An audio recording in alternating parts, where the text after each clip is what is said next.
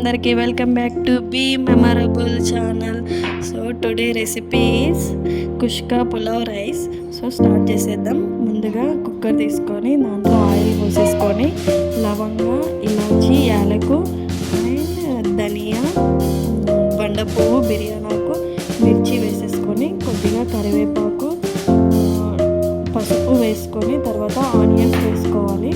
Onions కొద్దిగా వేడెక్కాక అల్లం వెల్లుల్లి పేస్ట్ వేసుకొని తర్వాత బీన్స్, ఆలు అయితే 2-3 కట్ చేసుకున్నాను.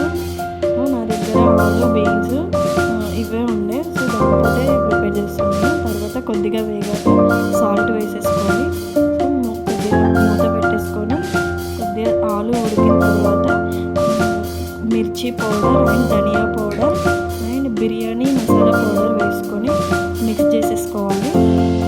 మిక్స్ చేసేసుకొని కాసేపు మూత పెట్టేసి కారం అనేది కొద్దిగా ఉడికిన తర్వాత రైస్ వేసేసుకోవాలి.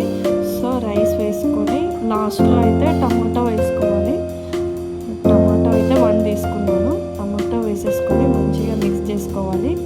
మిక్స్ చేసేసుకొని కాసేపు మూత పెట్టేసి కాసేపు రైస్కి కారం, ఉప్పు అన్నీ ఇంకేటట్టు కాసేపు ఉంచిన తర్వాత లాస్ట్లో వాటర్ యాడ్ చేసేయాలి.